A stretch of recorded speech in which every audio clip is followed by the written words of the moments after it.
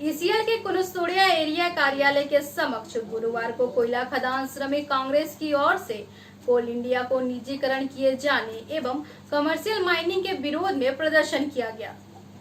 ECL के Kunustoria area कार्यालय के समक्ष गुरुवार को कोयला खदान श्रमिक कांग्रेस की ओर से कोल इंडिया के निजीकरण किए जाने एवं कमर्शियल माइनिंग के विरोध में सहित रेल कॉल सेल बीएसएनएल को केंद्र सरकार द्वारा निजी हाथों में सौंपे जाने का विरोध प्रदर्शन किया गया। इस विरोध प्रदर्शन का नेतृत्व आसनसोल नगर निगम के मेयर परिषद सदस्य तथा जामुड़िया टीएमसी के कोऑर्डिनेटर अभिजीत घटक ने किया, जबकि इस मौके पर कुनस्तोड़िया एरिया के केकेएससी के सचिव रामेश्वर भगत, सुचित दफादार, शाखा सचिव कृपामय आचार्य, महावीर कोयलेरी के सचिव अनिल सिंह, अमृतनगर कोयलेरी सचिव राजीव तिवारी, मंजय चटर्जी आदि प्रमुख रूप से उपस्थित थे। सरकारीकरण से रोकना, जो आप लोगों ने प्रत्येक जगह सुना है कि भारत सरकार 100% कमर्शियल माइनिंग करने जा रही है, उसके खिलाफ में लड़ाई को तेज करना। ये लड़ाई हम लोग लगभग नवंबर से हम लोग लड़ रहे हैं। इसके लिए हम लोगों ने हेडक्वार्टर पर दो बार प्रदर्शन कर चुका, एरिया में 2-3 बार प्रदर्शन हम लोगों ने कर चुका, प्रत्येक यूनिट पर हम लोगों ने प्रदर्शन कर चुका। बंधु, जब हमारे देश के वित्त मंत्री निर्मला सीतारमण ने 100% माइनिंग का घोषणा किया, तब मंत्री माननीय ममता बनर्जी ने उन्हें एक लेख पत्र लिखा था कि हम लोग कभी भी 100% माइनिंग को स्वीकार नहीं करते। लोग लड़ रहे हैं, उनका खबर भी उन्होंने लेने का कोशिश नहीं किया। वो एक बार भी आसनसोल में आके उनका इलाके में रहने वालों से ये नहीं पूछा कि आपका घर में राशन है कि नहीं, आपका घर में कोई मुसीबत है कि नहीं, आपका घर में जो कोई बीमार है कि नहीं, उसका इलाज का जरूरत है कि नहीं। हम लोग एक एमपी को चुनते हैं कि हमारे मुसीबत का समय वो साथ देगा, हमारे मुसीबत के समय वो हमारे साथ खड़ा होगा, लेकिन 3 महीना वो आसनसोल में एक बार भी नहीं हुआ। हम लोगों ने देखा था कि होली का समय होली खेलने आता है, कभी कभी वो ढोल बजाने आता है, कभी कभी हम लोग देखते हैं कि वो दंगा लगाने आता है। लेकिन महामारी का समय जब हम लोग का इस हालत में हम लोग गुजर रहे हैं, आसनसोल के लोगों का खाने पर मोहताज हो गया है, उस समय आसनसोल के लोगों के पास खड़ा होने का समय उनका नहीं है। दिल्ली से वो हवाई जहाज में कलकत्ता आया था, लेकिन कलकत्ता से फिर हवाई जहाज में दिल्ली वापस चल गया। 200 किलोमीटर दूर आसनसोल में उनका जो लोकसभा क्षेत्र है, उनका लोगों का खबर लेने का समय नहीं हो किया जाता। देखिए, आज जो है इस एरिया ऑफिस के गेट के सामने हम लोगों ने धरना प्रदर्शन दिया था। इसका मेन उद्देश्य था कि हम लोग प्राइवेट मालिक के हाथ में कोलियरी को कभी भी नहीं देने देंगे, चाहे इसके लिए हम लोगों को जितना भी लड़ाई लड़ना पड़े। कोयला खदान श्रमिक कांग्रेस जो तृणमूल ट्रेड यूनियन से संबंधित है, ये लड़ाई लड़ता रहेगा।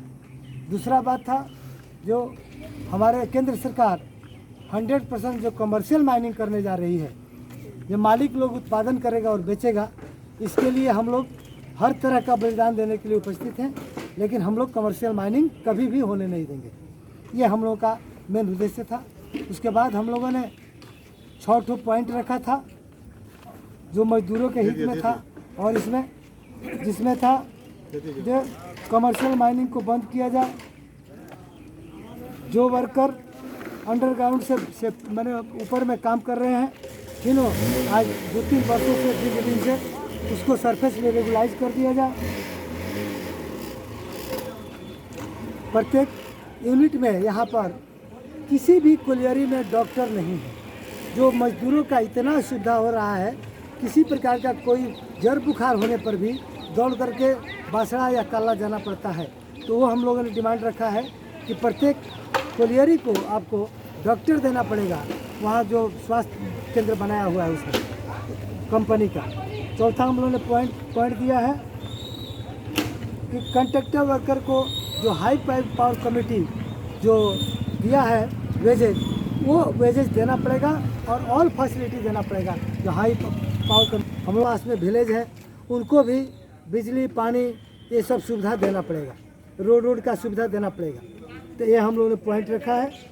छठा पॉइंट हम लोग रखे हैं कि जो एम्प्लाई फर्क कर रहे हैं, जो दीर्घ दिन से काम करने नहीं पा रहे हैं, कंपनी उसको बार बार तंग करती है, वो काम करने योग्य नहीं है, तो उनको मेडिकल बेनिफिट कर दिया जाए। जो 994 क्लॉज है उसके तहत में उसको मेडिकल बेनिफिट करके उनका आश्रित को नौकरी दे दिया। रेल और ईसीएल को प्राइवेटाइजेशन, साथ साथ में आपका पेट्रोल डीजल का दाम भी दी, उसके साथ साथ आप लोग लोकल दाबी भी लेके क्या डिपुटेशन रखे आज? ये लोकल ढाबे है जो आपको हम आपको बताएं। जी जी जी। जब बिजनेस को फैसिलिटी देना है, हमारा जो करना पड़ेगा। आपका नाम परिचय दीजिए। रामेश्वर भट्ट के कोयला खदान श्रमिक कांग्रेस एरिया कुर्सपुरिया एरिया के सेक्रेटरी हैं और जेसीसी मेंबर है। এই অফিসে সামনে আমাদের কর্মসূচি চলছে। আমাদের কর্মসূচি যেটা হচ্ছে কেন্দ্রীয় সরকারের যে নীতি এবং কেন্দ্রীয় সরকার যে ইসিএলকে বেসরকারিকরণ করার চেষ্টা করছে এবং যে কোল ব্লকগুলো আছে সেই কোল ব্লকগুলোকে প্রাইভেট মালিকদের হাতে তুলে দেওয়ার চেষ্টা করছে, তার বিরুদ্ধে আমাদের এই ধর্ণা মঞ্চ।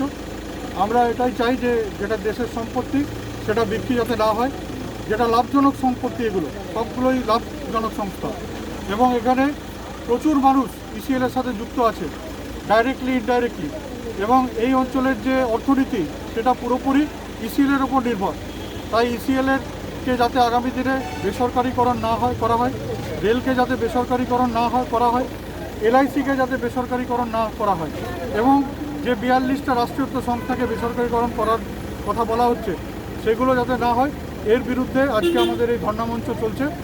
আমরা মমতা বন্দ্যোপাধ্যায়ের নির্দেশে এই আন্দোলন করছি এবং আগামী দিনেও আরও বৃহত্তর আন্দোলন করব। रानीगंज से सम्राट दास की रिपोर्ट, पीबी न्यूज़।